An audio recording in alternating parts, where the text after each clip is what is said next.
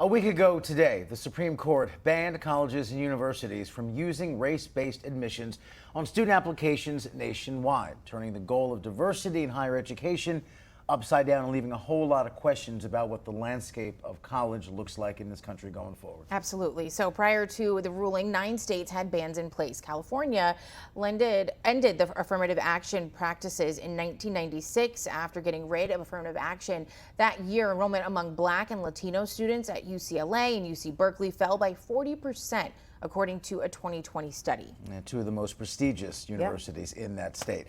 California's UC system, which has more than 290,000 students across 9 campuses, soon put into place alternative measures to attract students from diverse backgrounds, including dropping standardized testing scores for admission and guaranteeing the state's top performing students graduating most high schools admission to most of the 8 UC undergraduate schools. Those measures have been met with mixed success. To get some insight on what colleges and American life will look like with affirmative action in colleges today and in the future, we've put together an expert panel here. So this morning we're joined by Michael Starr Hopkins. He's an attorney and Democratic political strategist, May Mailman, senior legal fellow at the Independent Women's Law Center, and Jerry Kang, distinguished professor of law at UCLA. Welcome, everyone, and thank you for joining us today. Well, Jerry, you worked at UCLA, California, which took race-based admissions off the table a while ago. From an on-the-ground perspective, I guess the question is how it worked. This ruling is uncharted on a national perspective, but again, several states have had this kind of ban in place for a while, so there's evidence about how it went. From your perspective, how has it gone? Look, I think most colleges and universities will suddenly experience a huge drop. As you already reported, we dropped essentially 50% of underrepresented minorities in the year after Proposition 209 went into full effect. So that's going to be the first shock. I know schools are preparing for it, but that'll be the biggest impact. And then second, a huge amount of effort in outreach programs, redesigning admissions policies, including adopting things like holistic review, to get some benefit. But the truth is, the more selective the institution is, the harder it will be to get numbers back up to something like a critical mass of underrepresented minorities. So May, I want to get to you now. Affirmative action advocates say race-based college admissions really leveled the playing field, but not all schools will have the resources to implement programs like they did in California. So what will happen at those schools when it comes to ensuring that there is a diverse classroom? Yeah, well, I think we also have to talk about some of the benefits that happened at UCLA in the California systems after they eliminated race-based affirmative action, which is that the Black graduation rate doubled. And actually, in the 4 years before and 4 years after the policy, the number of Black students enrolling obviously changed quite a bit, but the number of Black students who graduated was roughly the same. And so I think what you can see is that when students go to universities that matches maybe their high school preparation or where they were, they actually can end up doing better. They can find resources, they can find colleagues. Interracial friendships are more likely to happen when you're at with students who are at similar levels of academic preparation as you. So there's a lot of benefit to be gained here. But what will universities do to level the playing field? Hopefully what they'll do is actually help the students who need help, which is maybe start charter schools, help kids start Head Starts, really dedicate themselves to increasing opportunities where it's needed, which is for poor people in under-resourced schools at the K through 12 or even before level. That's what I hope they do. Michael, Michelle Obama put out a widely reported statement after the ruling came down in which she said this: "So often we just accept that money, power, and privilege are perfectly justifiable forms of affirmative action, while kids growing up like I did are expected to compete when the ground is anything but level." There was a lot of coverage of her statement, obviously, as a former First Lady. But it struck me as interesting that the Obamas put out a statement, but we didn't get a statement from George W. Bush about maybe getting to Yale had something to do with a famous last name and a family with a lot of oil money. We didn't get a statement from Donald Trump suggesting that maybe Wharton let him in because of a famous last name and a lot of real estate money in the family. But the black president and first lady had to put out a statement. I want to talk about affirmative action not as a black or brown issue in America, because it's bigger than that. Talk to me about the green that also guides the less talked about forms of affirmative action in this country, please. Yeah, absolutely. You hit the nail on the head. For hundreds of years almost, we've watched rich white Americans be able to use legacy admissions as their own form of affirmative action. When you look at someone like Jared Kushner, who was a mediocre student, who friends and colleagues have all said hasn't really been that intellectually interested, go to elite universities purely because his dad donated millions of dollars to get him in. That's a form of affirmative action. And so I think when we talk about affirmative action, what we need to do is talk about legacy admissions and how that's a type, but also talk about the benefits that race-based affirmative action also implement for white Americans. When you have a diverse pool of candidates and a diverse pool of students, you get stories from all different backgrounds, you get different life experiences that educate and inform the entire populace. And I think that's something that we're really going to miss out on. Michelle Obama also talked about the fact that there were always going to be questions about whether or not she earned her place at Harvard.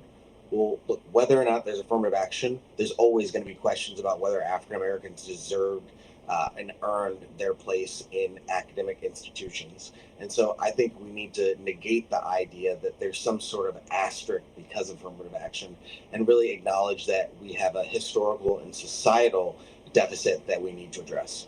And I'm glad that you bring that up, because this is something that I have seen just in conversations on social media about all of this, and maybe you guys have as well.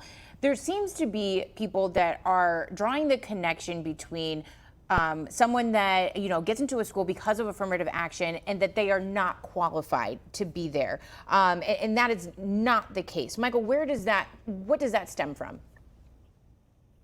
Well, look, first of all, the courts banned purely race-based admission, decades ago. So that's not something that's been in place. Race is a factor, just like there are other factors.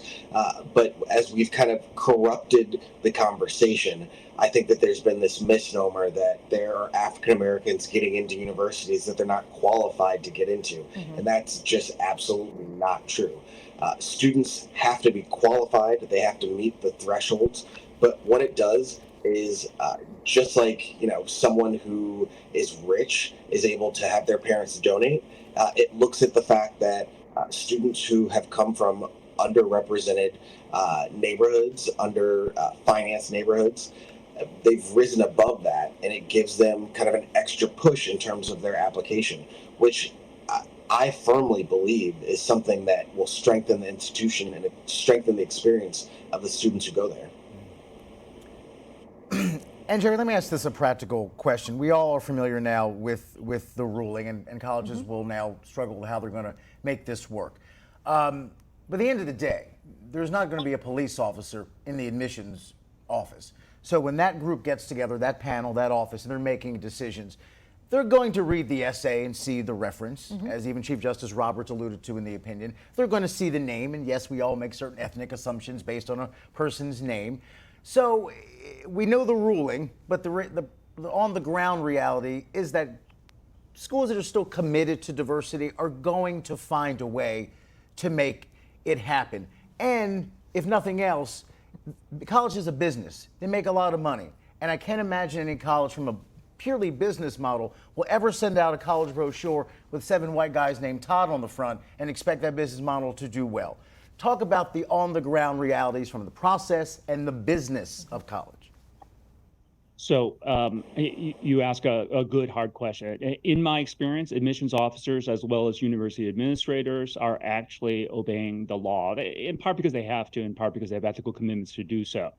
So I think what will happen is that people will think about how they can take into account obstacles that have been overcome, adversity that has lived through, and really focus on trajectory. That will be a class story, that will be an immigration story, that will be challenges, which include the challenges of living in a society that is not racially fair. I believe that will happen. But it's also the case that if you use it just as an end run, that might pose problems. The court has always said that we can do indirectly, i.e., by adopting either what we call top percentage programs or focusing on geographical diversity. We can indirectly seek out the benefits of diversity, including racial diversity. And I think that's what administrators will do. The second point that I just want to quickly make is, one of the panelists said that somehow, because of something called the quote mismatch thesis, that when you stop affirmative action, underrepresented minorities will end up doing better. Look, the best academic work is done by Zachary Bleemer, who is an economist at Princeton. You can't just eyeball numbers and say, oh, these are the graduation rates at this year versus that year, so everything's good. Turns out the best econometric analysis suggests that there were bad consequences on underrepresented minorities. They were less likely to earn bachelor's degrees in STEM fields. They were less likely to graduate overall compared with Black and Hispanic students before Proposition 209, and they were less likely to earn graduate degrees. Going to elite institutions, please ask the legacies on this one. Going to elite institutions is a net win for you. There are better resources, better status, better peers, and you win from going to better institutions. I think even though it might make some sense to think, oh no, push them down to lower ranked schools and they will thrive, the best evidence suggests otherwise. May, do you want to respond to that? Yeah, Black graduates from law schools are 4 times as likely to fail the bar than white students. And so you're not doing anyone any favors by racking up tens of thousands, hundreds of thousands for some students of debt in order to not become a lawyer. Black students report that they are more interested in becoming, to having a STEM degree, and yet they're twice as likely to either deviate from that or to fail out. So I'm not saying that, there's no benefit to going to Harvard. I went to both a public school and to Harvard, and at each of those stages, they fit what my level was. But when I was at a public university, I dedicated my time to tutoring and helping other students. And I think that having some sort of equal amount of education as the students I was helping, I went to a very under-resourced high school, helps me understand the experience. And if you're at a university with people who had really rigorous high school educations and you're thrown into that, it is intimidating. All of us can understand, and we have probably been in a situation where we have felt that way. And so giving people confidence when they're 18, when they're 19, when they're 20, in order to say, I can do this and I can go to the next stage and then I can go run a business. I think that is going to be extremely helpful for people to continue on an upward trajectory. But if I just might where you go to undergrad is not where you end up. No, I agree. And those are, again, intuitive, commonsensical views. But again, the best data, which I just reported by the work by Zachary Bleemer, suggests otherwise. And it's important to look at sources if you're doing a serious academic inquiry. The second thing is, look, we want people to thrive. We want to give people a fair shot. And one of the things that drive whether or not people get a fair shot is whether there's a critical mass of people like you. If you're the only woman in a physics classroom, the first time you get a B-, you might think, maybe I don't belong. If you're the only Black student doing a computer science class, the first time things get tough, and things will get tough at selective institutions, you might think I don't belong. That's the message we're trying to stop. That's why a well-designed, not an over-the-top, but a well-designed admissions program that takes into account race is actually a thoughtful policy that violates no conception of equality that I want to stand for. But doesn't this issue that we're talking about kind of just speak to the larger issue that when anyone gets to college, whether it's a public university or Harvard, there needs to be resources in place? Really quickly, Michael. Absolutely. There do need to be resources in place to kind of level the playing field and provide assistance. But I will say to one point, I'm one of those African-American attorneys who passed the bar. I have lots of white classmates who didn't pass the New York bar. So I think when we're using polling and using statistics, we got to be careful about giving them too much power. I just say in closing, as we try to figure out how to address affirmative action and how to level out the playing field, what we really need to do is look at the experience of African Americans and Hispanics, look at the fact that, yes, while we may be successful, intuitively, when I get pulled over, no one knows whether I'm Mike Hopkins, the attorney, or whether I'm an African American who's going to be treated unfairly by police. They're just things that we can't really look at and put numbers next to, and that's called the African American experience. Fascinating discussion. Yeah. Really enjoyed everyone's perspective. Thank you all so much for giving us some time today and some insight. Please come back because we're in uncharted territory for sure. Appreciate it again. We'll be right back. Thank you.